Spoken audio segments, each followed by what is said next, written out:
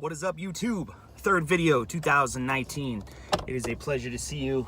I am once again still in the F-150, patiently awaiting the return of my Ford Fusion Sport. But today I wanted to talk to you guys about something different, actually. I wanted to talk to you guys a little bit about a new law passed in California. And unfortunately, it's one of those things where it affects a lot of different people. It affects me as a car guy, it affects you, it affects your neighbors, it affects a lot of people. And what it is, it's actually the new California exhaust law. So, for those of you that don't know, on January 1st of 2019, California basically enacted a law that said that if you have any modifications at all to your stock exhaust system that results in a louder than factory exhaust, you are subject to a fine. Now, prior to January 1st of 19, it wasn't a fine, it was a correctable violation. Basically, it was a fix-it ticket. Cop would pull you over, hey, your exhaust is too loud, and it would be a fix-it ticket. Now, post 2019, it's now going to be, you're going to get pulled over and you're going to get a fine. And that fine it's a little excessive. It's $1,000 fine.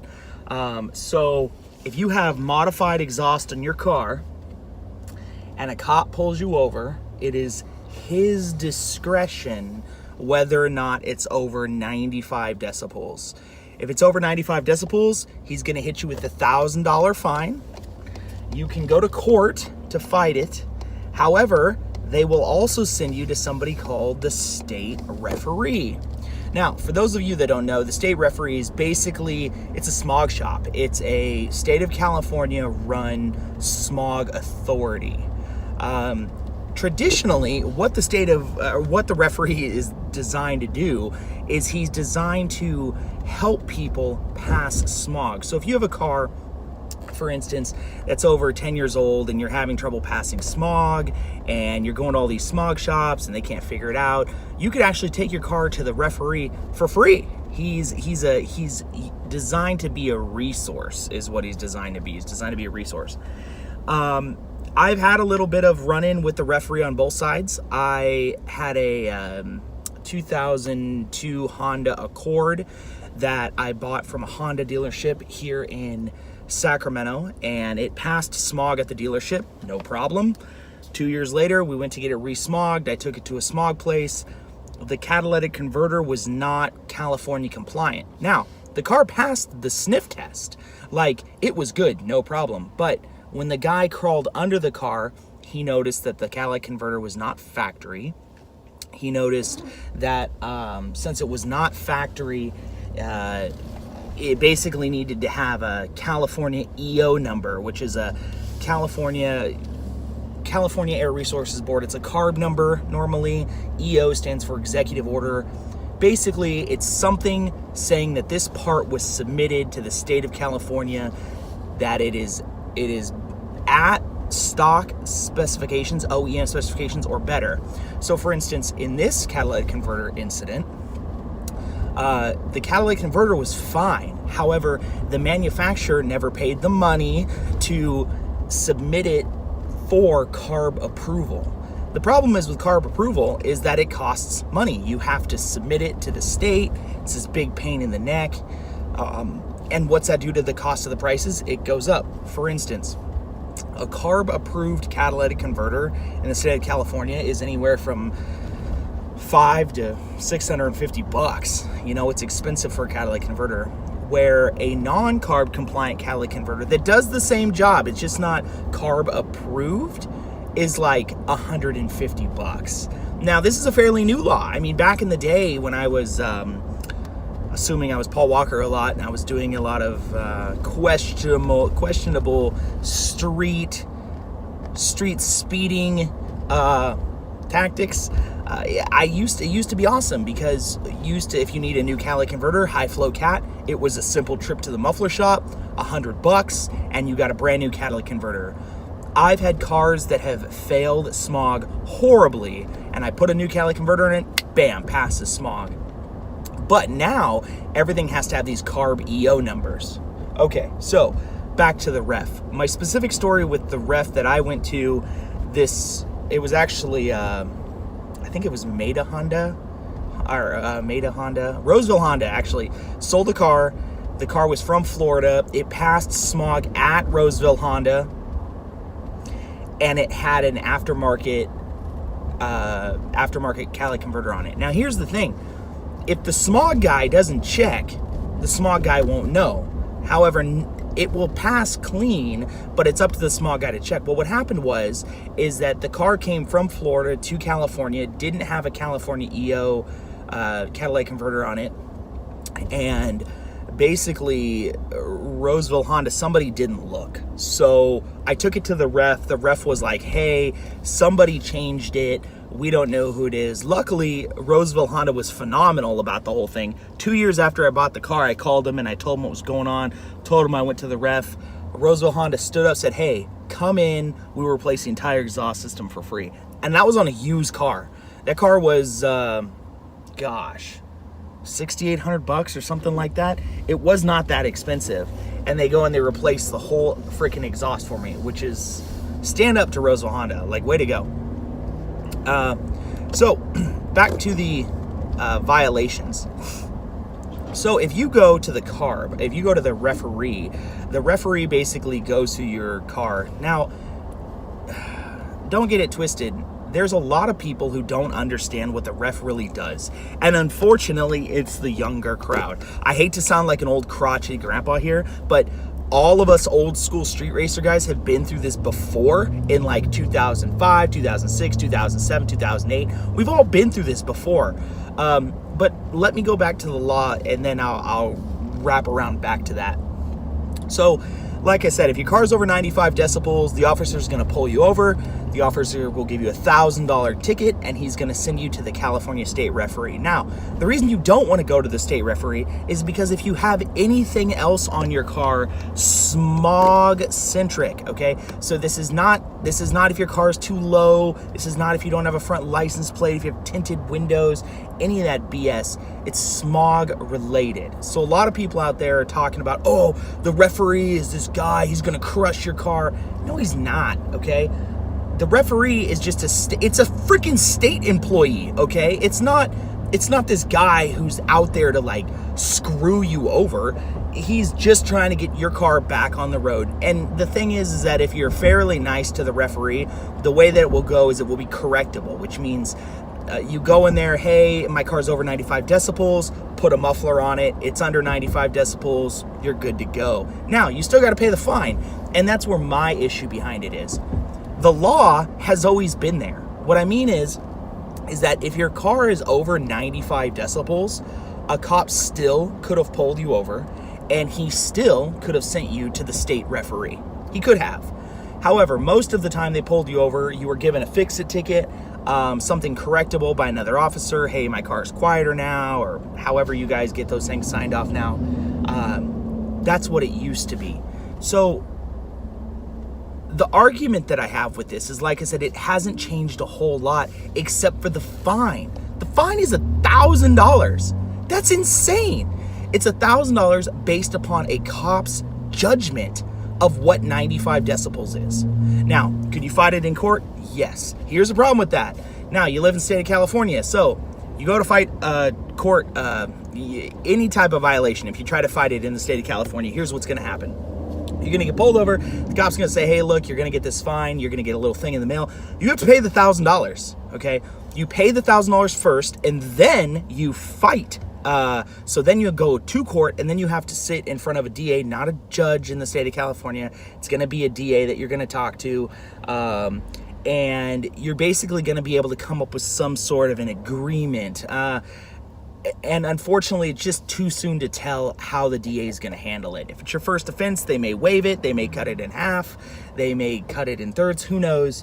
But you will have to pay that $1,000 first and then get money back. So the DA goes, look, Eddie, this is your first offense here in the state of California with modified exhaust. I wish I could say that. this is your first offense, so because it's your first offense, we're going to cut it in half. So we're going to give you a refund of $500, but we're going to keep your other $500. And that's the area that is so dangerous here, is that $1,000 fine. Now, like I said, us older guys that have been in the car scene for a while, this all happened once before. So back in the early 2000s, street racing became very big, and it was crazy. I mean, I know you younger guys look at it now and go, oh, yeah, there's sideshows and we're shutting down streets. And okay, that is stupid, childish shit. Okay, that is so dumb. Like, we were racing. We were literally racing. And what we were doing is we were finding a back alley. We were finding an industrial area, and we were racing. Now, there were guys out there spinning donuts in their Mustangs and stupid stuff. And, but the majority of us were racing in a straight line, okay? Or at least going out there to watch. And they actually cracked down on it pretty hard. California CHP, I mean, they cracked down on street racing a lot. So they used to give street racing fines, and then they gave spectator tickets. And I think spectator tickets were like $1,200. So if you were just there watching a street race, you could get a fine. It used to be, if you wanted a safe way to go to the street race, you roll with your homies, Kyle, and if you roll with your homies, if your homie gets pulled over, you're fine. You know, nothing's gonna happen, even though you were in the car, and all kinds of things can happen. Sorry, Corey, yeah. So, like I said, it's those things where this has all happened before. Now, at the same time, the state referee got really big, and here's what I mean by that. Part 2 of the state referee law video. Sorry about that. My phone died, so I had to plug it in. So here's part 2, okay? The video was so good, I did not want to change and have to say that all over again. So, like I said, back in 2004, 2005, 2006, they were really cracking down on street racing. And part of the ways that they were doing that were they were pulling you over and giving you a state referee ticket. No joke, at that time, the state referee was crushing your car. If your car was unsmoggable, they were crushing it. It was insane. And it was so bad, it caused a lot of people to get out of the game altogether. And it did what it was supposed to do. It curbed street racing, okay? If you want to curb street racing, the best way that you can do it is you can up the fines if they get caught. You can make it so that if they're driving their car to work and they get just pulled over, they're not even racing, they get pulled over, hey, $1,000. Eventually what's going to happen is that people are going to stop wanting to modify their vehicles. And if they stop modifying their vehicles, the theory is that they're going to stop racing it. Here's my problem with exhaust and my modification for exhaust. Exhaust doesn't net you that much horsepower. I mean, the majority of people do not touch their catalytic converters. They don't touch their headers. They chop off their resonators, they chop off their mufflers, and then they put a different type of muffler on, like a MagnaFlow or a Flowmaster or Borla exhaust, and you're not getting horsepower from that. Yeah, you make a bunch of noise, but you don't make horsepower. There are people that chop their exhaust right after their header, and it sounds like a boat in the water. It's like a dragster. The thing about it is that will eventually solve its own problem, because if the person's driving the car every day, it's going to be so damn loud, they're not going to want to drive it, okay? So the problem is that this is not going to stop the street racing problem. It's not. All it's going to do is it's going to start finding people who lightly modify their vehicles, okay? Now, on a whole nother topic, this also affects motorcycles. Now, the interesting thing about motorcycles is that every single Harley Davidson, I'm sorry, I don't want to justify that. I've owned Harleys. I don't want to just say this is how it is, but every no, let me back up. Let's see here. I'm gonna say 90% of motorcycles on the road have some sort of aftermarket exhaust on them. 90%. And some of this is for safety. loud pipes save lives. You've heard that a lot. And I am a believer of that. I have a motorcycle that has a completely stock exhaust system on it. The bike is very fast. It is very fast, but it sounds like a sewing machine, you know? But it's very, very, very fast. But people don't see me. I'm like the silent ninja on that thing. On the flip side, I have a Honda Grom that's a 125. Top speed on that thing is like 58 miles an hour, and it sounds like a you know, I have a exhaust on that thing that's just crazy loud because the bike's already, you know, itty bitty. So it's, like I said, not only going to affect cars, but it's also going to affect motorcycles. Here's what I'd like to do. I'd like to ask you guys, what do you guys think of this? Do you have a car that has modified exhaust? Do you have a car that's loud? Some stock cars are loud. For instance, I had a SRT4, Dodge SRT4, and that car from the stock had no factory mufflers, none. It had 2 resonators, and that was it. And that car it wasn't loud, but it had a good growl to it. And there were people during this uptick last time of California democracy and these people who are like, oh, you know, your loud cars, you street racers. People were getting pulled over for stock exhaust on your SRT4. What if you drive something that has an active exhaust that is loud? Like, what if you drive a Camaro that has active exhaust, or a Mustang that has active exhaust? Or what if you drive a Ford Focus RS that the exhaust backfires? Like, I guess, how do you think that this is going to affect you guys on a daily basis? Let me know down in the comments, because it's pretty interesting, the whole way everything works, and it's just interesting to see that the way that the laws ebb and flow in the state of California. Where did all those laws go and the state referee go back from 2008, 2009? They all went away because the problem went away. Okay, these things are reliable on funding. Here's what I mean by that. The state referee requires state funding. And as long as they're impounding cars, charging $1,000 fine, they're gonna have funding for all of these things to exist. They're gonna have funding for this task force. I was watching a video, it's like the first video in California of some girl getting pulled over in LA. And the video, the cop actually says, we're working on a federal grant every weekend and some days throughout the week to kick this off. A freaking federal grant is allocating officers to go find people with modified exhaust.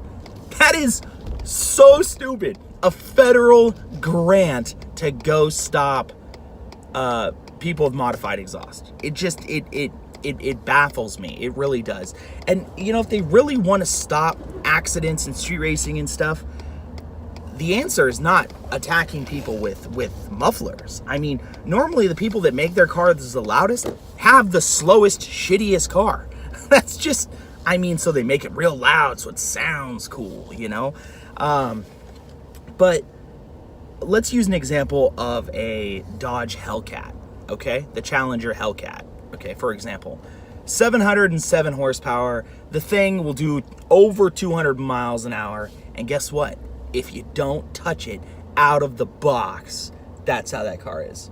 And you know what? Used, those are $50,000 cars. Those cars are easily attainable by some people. If you have halfway decent credit and a job, you can get that car. And guess what you can do? You can go out and you can kill people in it, because the car is way fast and it's bad. What do you think about the state of California limiting horsepower in cars? That's what it's coming to. That's really what it's going to come to. I mean, California is trying to choke the life out of the car enthusiast, you know? And they could limit horsepower, they could do everything. Some of the most fun I had ever was in a 5-speed, 120 horsepower 1990 Acura Integra LS. Most fun I've had is in that car, because the speed, the relative speed to me wasn't there. Nowadays, all cars are fast. The freaking new Corolla has 200 horsepower, 8-speed transmission. I mean, in the quarter mile, it'll run like a mid-14. That baffles me. You know, just cars are becoming so much more powerful. Everything is becoming turbocharged. And part of the fact of everything becoming turbocharged is that they're trying to make it more efficient. And if you make cars more efficient, you're going to make them stronger. And if you make them stronger, you're going to make them able to be modified easier. And if you make them easier to be modified, more people are going to use them. And it's just, you know, it's just a downhill cycle. So let me know what you mean in the comments, and I'll talk to you guys later. Have a great day.